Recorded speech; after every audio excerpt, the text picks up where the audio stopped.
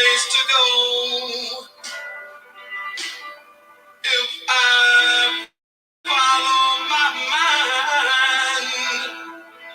I know I'll slaughter my own. Help me, I'm the prisoner. Won't you hear my plea? I need somebody, yeah, to listen to me. I beg you, brothers and sisters, I'm counting on you, yeah.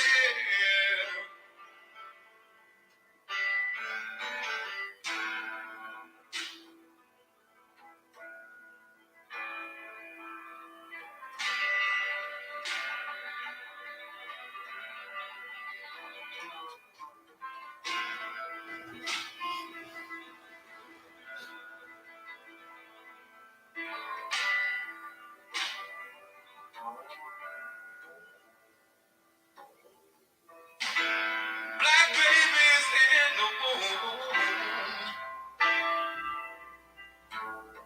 shackled and bound,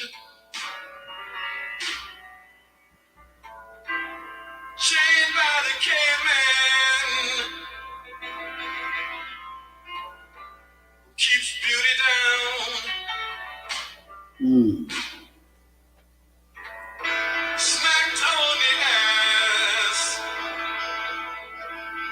when they're squalling and wet. And to a spineless man who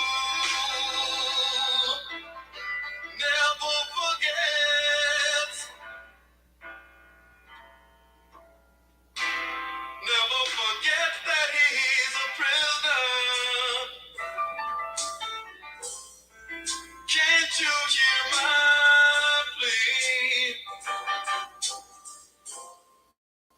'Cause I need somebody, Lord knows, to listen to me. I'm a stranger to my son who wonders why his daddy runs, yeah.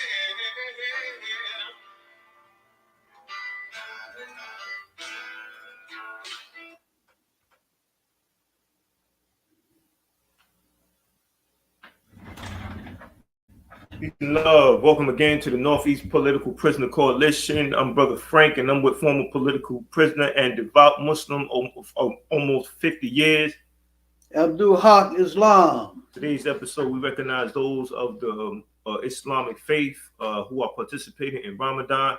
We say Assalamu alaikum, peace be upon you, and we want you to, we want to learn, such as myself, we want to learn more about Ramadan, its importance and its power. You know, today's episode, you know, brother Brother Haq Islam will be breaking down Ramadan and what it means, and we expected to have a guest. And I think it's very important that we make that direct connection with Ramadan and the struggle to free political prisoners, because when you are committed to something and dealing with the concept of God, you know, you hear the concept of injustice, and how do you relate to it? So, brother Abdul Haq Islam, speak on that. What does Ramadan mean? Some love out there to our audience. One love, power to the people, free them all.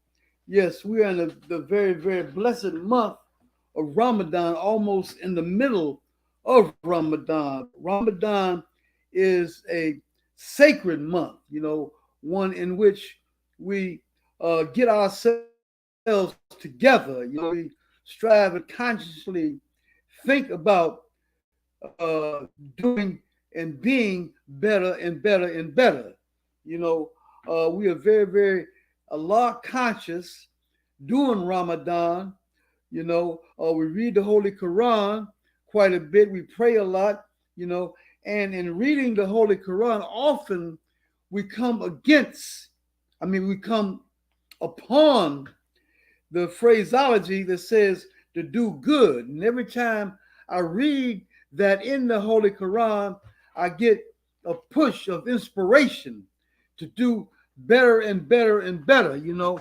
So when we fast, we control ourselves. Fasting is for self-restraint, for self-control, you know, to master yourself, you know, to be strong. I remember I came to Islam during Ramadan, and I remember vividly a tall Muslim brother.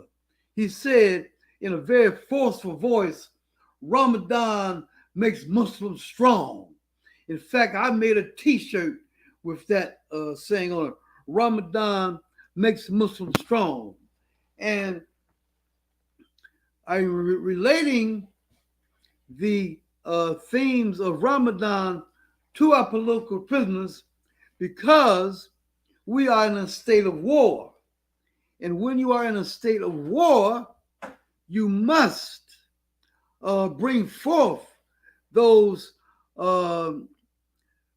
potent aspects of our humanity, which is necessary to fight in a struggle, you know, to be bold, to be audacious, you know, to be able to struggle and never quit, you know, never give up.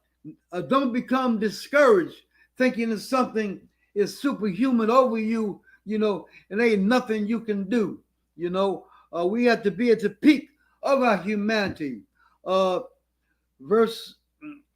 Chapter 30, verse 30 of the Quran says to establish ourselves upon the pattern upon which Allah has created us.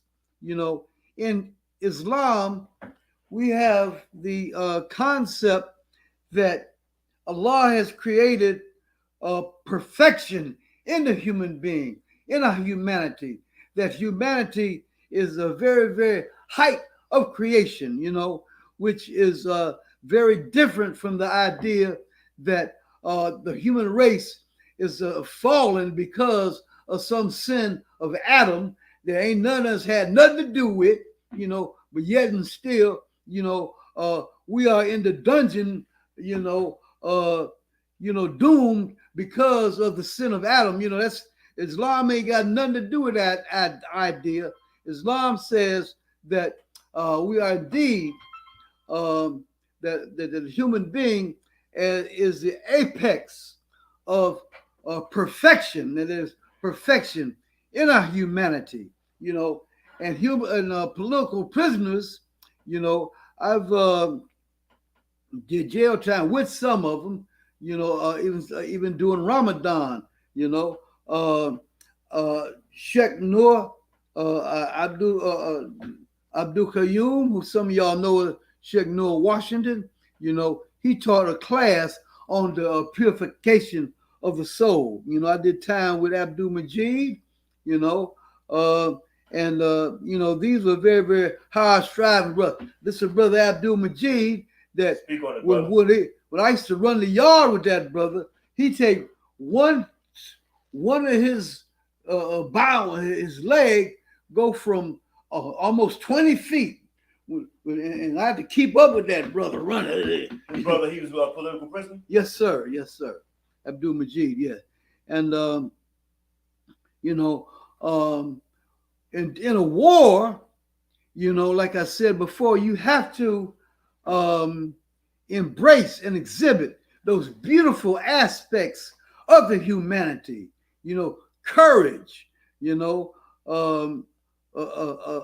uprightness, you know, principledness, you know, to not give in to fear, you know, to those things of the lower desires, you know, that make us slaves, you know, and explaining the struggle of the self. Imam Jamil Al-Amin, formerly known as H. Rap Brown, that brother in the on your screen on the right-hand side to the bottom, it was Frank. He moved out the way a little bit. Yeah, right. That brother right there. Imam Jamil Alameen. That brother, he said it very, very artistically. He said that anybody can fight, but everybody can't win. To win, you have to be on the level of the Nasi al Mutmaina. The Nasi al Mutmaina is the highest level of the self. And this is our goal during Ramadan, to be on the level of the Nasi al Mutmaina, which is a self that's very, very conscious of Allah, of what Allah's demands are. Yes, sir. I want to speak on that right now. Yes, sir. Now, I did some research on the Ramadan, and I researched fasting, and it talks about this experience makes you more God conscious. To be more God conscious, you must make the distinction between observing something that's incorrect and just observing, and actually observing something, being conscious that is wrong, and actually taking action towards making it correct. Yeah. And I think that this applies directly to the political prisoners. We understand that political prisoners stood up against injustice. They're currently incarcerated. Now is devout Muslims or devout Christians or whatever faith you claim to be. It must be a direct connection to how you approach injustices. Do you stand on the side and just get a critical analysis of it, or do you organize people to stand up and take a position on it? And I think that that's the importance of looking at theology from the perspective of it being a tool of liberation.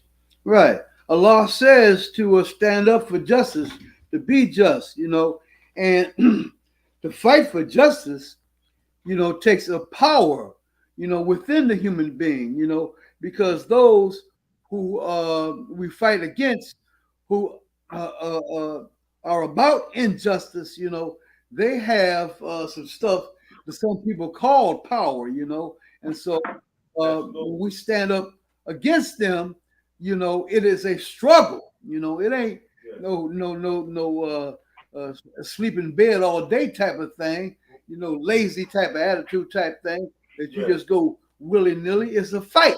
Exactly. It's a fight. And speaking of fight, we got a brother who's been of the Islamic faith for 30 years, and his name is Azmat Muhammad. Brother Azmat, what's going on, brother? Assalamu alaikum. Walaikum salam. What's happening? So, brother, before you came on, we was talking about Ramadan and fasting, and how it makes you more God conscious. And in being more God conscious, you have responsibility to approach injustice a certain way. And we understand that political prisoners are incarcerated unjustly, and we need to take a stand for them. So what's your position, brother, when it comes to Ramadan and how you deal with injustice? Well, first, let me just say thank you, brother, for having me on. Number two, I was actually on for a while, and I'm like, okay, why am I not included? I said, okay. And I looked down at the bottom. I had to touch camera, so pardon me for my ignorance. So, no problem, brother. Yeah. So, yeah. In terms of your question, Allah Subhanahu wa Taala tells us that fasting is recommended to us and for us. It is a time for us to purify our soul, and doing this particular thing for is essential for all of us, all of humanity. We all need to do what I call a self-audit, an internal audit. And the best time to do it for us as Muslims is during the month of Ramadan, because it's a time for us to reflect upon the things that we've done that are incorrect and the things that are around us that are incorrect. And in terms of what you asked about political prisoners and trying to right a wrong in terms of what's happening to these brothers, and many of them, are Muslim, it is a time for us to reflect on what we can do to empower these brothers and help these brothers with their current situation, and be mindful of the fact that at any given moment it could be one of us. But these brothers are, sustaining all the harsh treatment of being incarcerated for not 1 or 2 days, but we're talking about decades, Yeah. decades, literally decades. And these brothers are suffering at the cost of of our sacrifice, their sacrifice. They gave up their lives. So we need to be mindful and reflect upon that. And that's what Islam and Ramadan should do. It makes us to reflect upon the experience of what these brothers are going through. And we need to support them. Excellent breakdown. I appreciate that because many people would not understand that they are political prisoners, and that's why we use this platform consistently to raise awareness about political prisoners and what we need to do to deal with that situation. Because nobody gets anywhere without the sacrifices of others. And I think that you said it best. You Absolutely. said that Ramadan is a self audit. We all need to do self audit. We all need to ask ourselves, how do we relate to injustices? How do we relate to knowing something, What are we doing? and what are we going to do? Right? Yeah, Mhm. exactly. What you was about to say, brother? And then you was about to say, what Yeah. do we do about it? And what do you do? What actions do you take? It ain't just a talk thing. You got to put some work in. To put in some work, you got to have certain human qualities, to make you Mhm. able to do that work and do that work, to the excellence. Right. And I know that, when we write to political prisoners and they write us back, then we have this dialogue going on. So now we could conduct that self audit continuously, right? Somebody had a conversation with you, you leave that conversation, you go about your daily routine, but yet you reflect on the conversation and it builds you up to ask yourself, what are you doing about something, or what are you doing with what you know? And I think that that's very important, right? Because I know after you come out of your fast, what do you feel like when you come out of your fast? Any one of y'all can go first. I feel good. I feel like,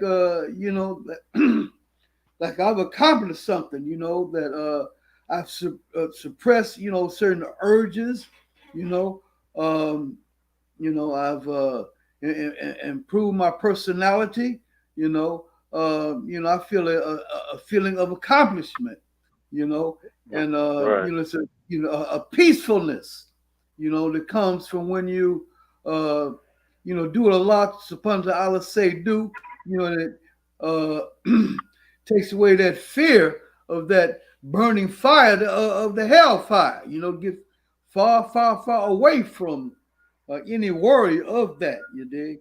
You know, Mhm. uh, Ramadan's a beautiful thing. Something we look forward to and that we experience. We love it, and when it's over with, we're very, very grateful What about you, and brother? fulfilled. How do you feel when you come out of a fast? Well, as Brother Abdul Haq said, you do feel a sense of accomplishment. You do feel a sense of accomplishment. You do feel a sense of gratification because uh, it's not easy. It's not easy because you're fasting from you know before the sun rises until the sun sets. So it's a challenge, and you feel a sense of accomplishment when you complete the 30 days. Now, besides that, or in addition to that, you feel Mhm. good physically because you do lose weight if you're doing it properly. You do lose weight. You do cleanse a lot of the toxins out of the body, mentally and physically. Now, the word success was used, and when we are called to prayer, one of the things that's said when we're being called to prayer, it is called come to success. Come Yeah, to success. And yeah. it Briefly, I want correlates. but Yes, also sir. remember the Eid. The Eid is recurring happiness. So you happy Yes, over the success that you gain during the fast. The that's eat right. Allah, yeah. That's right. That's right. That's right. That's correct. That's correct. So in terms of that, coming to success is, it's reiterated not only, during the month of Ramadan, but it is also constantly reiterated every time we do make prayer. It is asking us to come to success because, see, it's just not a ritualistic thing. If you comprehend what it is a thing, if I will, can use that word. It is a thing that you are attempting to always keep yourself in some type of spiritual check. That's what this whole thing is all about. Keeping yourself in a spiritual check because the aspects of a human being are just beyond only physical. It is mental and it is spiritual. And this is all because of what Islam prescribes. And one of the things that Islam prescribes is the month of Ramadan. And it is a time for us to reflect upon all of these things. And again, I like to give props and say that, as far as being a conscious brother, I will not forget brothers like Imam Jamil Alameen, Mumia Abu Jamal, Sekou Adengo, uh, brothers like that. And I could continue to go on and on and on. Jamil Mutakin, and brothers that have passed, that have all sacrificed for the cause of Islam, but sacrifice for our human betterment, sacrifice for the upliftment of black people.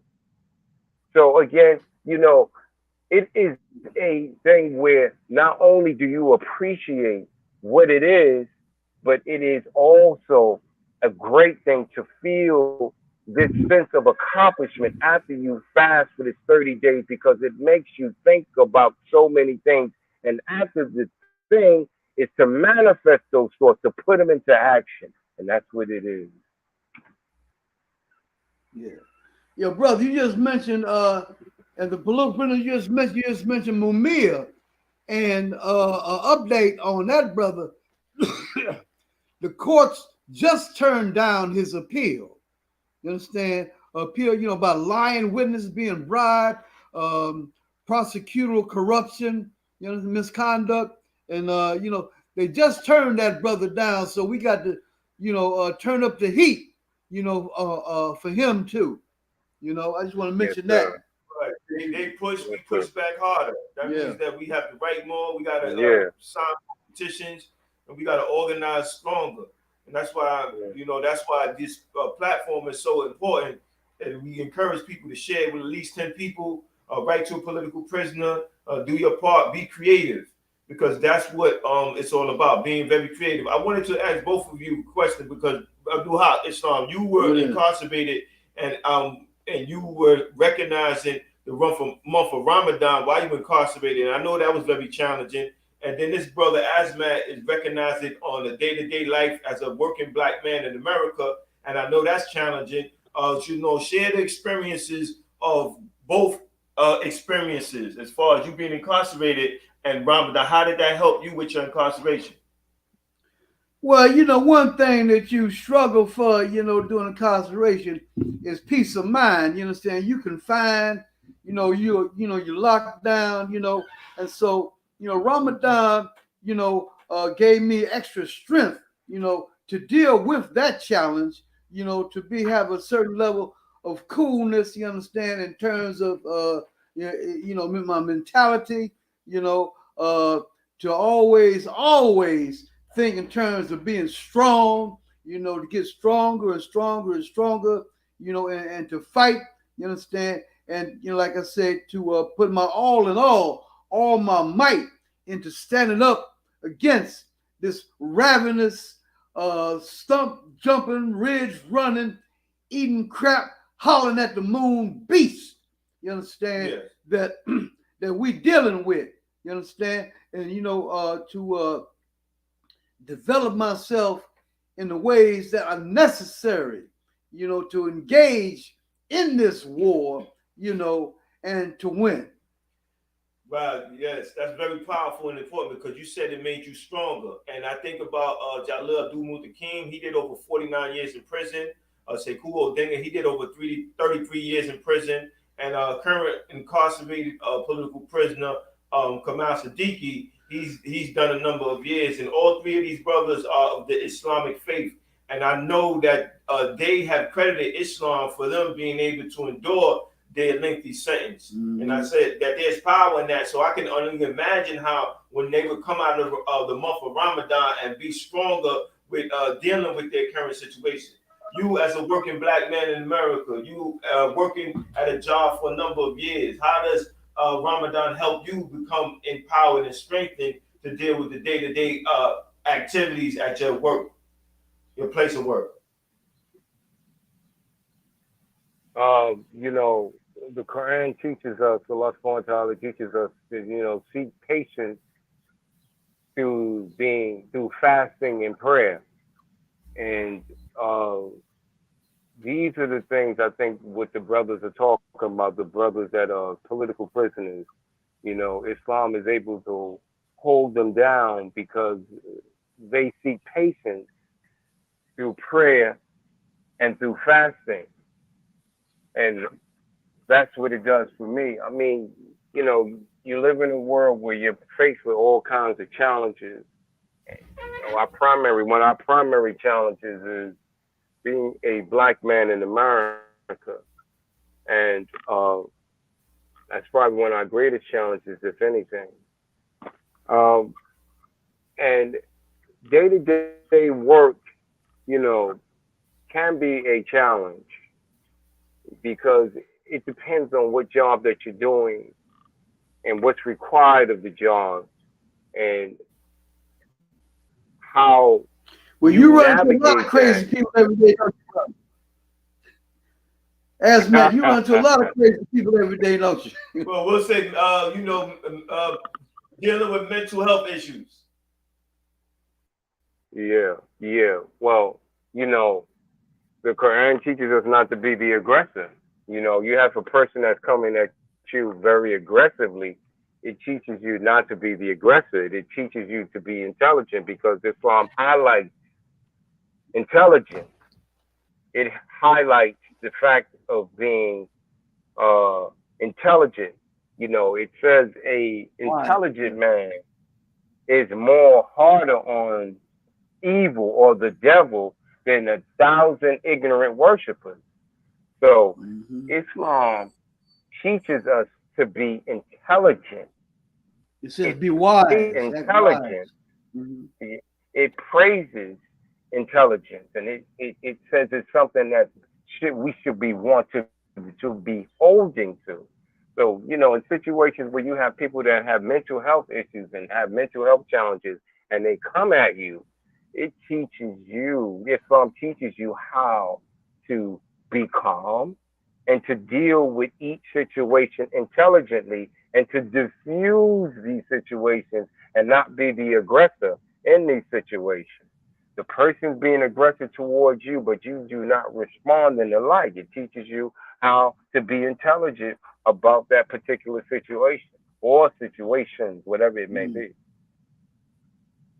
I know you encounter that every day, don't you, brother? Yeah, 90 to 95% of the time. But I understand though. I comprehend it. Yeah, but everybody has their tool to deal with their challenges, and the political prisoner uses Islam as a tool to deal with their challenge, and it allows them to persevere. And we have to use what we have to make sure that they're not forgotten, because these are great minds. Like Mumia has written books that critically analyze our current situation, that once we apply what he's been saying, then we can move our people forward, because we're faced with challenges each and every day. We look at what's going on with Trump. We look at what's going on when you look at on a number of things, right? We know it is only a matter of time for things change in the interest of the oppressed. And this didn't happen overnight. It was a struggle. Many people made many sacrifices for many years. political prisoners have been going on since the first African was kidnapped and brought here and said no, that they wasn't going to do what their so-called master told them to do. They was either whipped or they was killed. But one thing happened, that they were penalized for resistance. And that's why we have to recognize our political prisoners for being our modern day heroes, right? Our freedom Absolutely. fighters. Absolutely. We have to Absolutely. control the narrative. And that's why this platform is so important. Because if we don't control the narrative, then they won't classify our political prisoners as that. They'll say that they're criminals, they're terrorists, and they deserve exactly what they have. Mm-hmm. And my position, our position is we're taxpayers. They use our money, our resources to fund an industrial complex system. And they're not correcting anybody. They're holding somebody captive for their own reasons. And we want our political prisoners to be home. But the only way that can happen is by us bringing them home. Like Sundiata Kohli would say, the people free the political prisoners, not the state. Right? The state just incarcerates them, but we organize and we advocate for their freedom. We make that demand for their freedom, and we put in that work. And that's why we're telling all those who practice Islam, Ramadan is here. Focus, become more God conscious, and out of that, make a commitment to something that is dealing directly with addressing injustices. We're calling on those of the Islamic faith in the month of Ramadan. Write a political prisoner, get down with an organization doing work to free political prisoners. These are your Muslim brothers that are incarcerated. Don't forget them. Our slogan is don't let political prisoners die in prison. Brother, you know, give us some closing words, brother, because we're about to wrap this episode up. Appreciate you attending. Appreciate your participation. And we will be looking for you to participate again in the future. So your closing words, my brother? I just like to say that there are no words to describe how to say thank you, and as you would say, you know, Jazakallah khairan, shukran Allah, Jazakallah. There's no words to describe the thanks that I would like to say toward all the brothers and sisters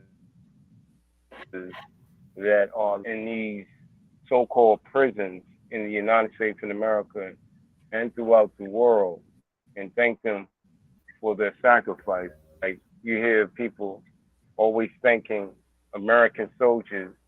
Somebody, a soldier says, yeah, I served in Afghanistan, and immediately the person like, thank you for your service. You know, and that's great. And I'm not saying there's anything wrong with that. I think to these brothers and these sisters, thank you for your service and your sacrifice. Appreciate you, brother. All right, man. See you soon. You take care of yourself. Give the family our love. All right, brother? Sure will. I appreciate y'all. Take care. Say be strong. Praise. I say be strong and free them all. You know, we talk about righteousness. We talk about what is fair and what is good. You know, it is righteous, you understand, for us to fight for those who fought for us. You know, That's what's right. the call? Free them all. Y'all know it. But you know how we do. We have Absolutely. closing words from my brother Killer Mike. You know, because these words cannot be forgotten. These words have to be continuous because he has a bigger platform than we have. And the more he has to say, more of us will understand. And I have to give the credit to this idea, Miss Kathy Hughes of Radio 1. She's like, Michael, it is time that you guys organize a fund to set aside to help people who sacrifice for our freedom. Meaning, every time something happens, I hear this. Why don't the gang bangers jump up and do something for us? Why don't you kill them? You kill each other. And I say to myself, when is the last time you sent money to a Shakur? When is the last time you sent money to Matulu Shakur? When is the last time you sent money to Mamiya Abu Jamal or Larry Hoover or Jeff Ford or Leonard Pelter? When is the last time you have made it your business to send money to a revolutionary or a hoodlum that has helped us? And until we start to do that, how can we ask these young men to be warriors? Because if they do it in the name of the hood, at least the hood gonna honor their name always. At least the hood gonna make sure at least their children got something or their mama's house is looked after as a community. If we're going to ask people to bungee jump for us with no cord, be prepared to take care of them when they get a life sentence. Be prepared to look after their families. See, I don't mind the work getting done, but let's take care of the workers. Let's stop asking more out of people than we would do for ourselves. So what I'd like to see, my dream thing, is to see 1 million people from the culture dedicate $10 a month. That's $10 million a month, $120 million a year toward taking care of civil rights leaders who have worked on our behalf and are elderly now and don't have to take care of themselves, like Rosa Parks, whose rent was paid by the owner of Little Caesars Pizza. We should have had a fund to make sure that she never had to worry about that again in her life. We should have a fund that makes sure money makes to Assata Shakur, and Matulu Shakur has legal representation and food, and Leonard Peltier, who has diabetes in jail, can get insulin and taken care of. And until we start doing it, $10 a month is about what you pay on a couple fast food restaurant visits. So if 1 million of us do that for the rest of our life, look at how well we'll be taking care of the people that we're asking to sacrifice on our behalf. I agree.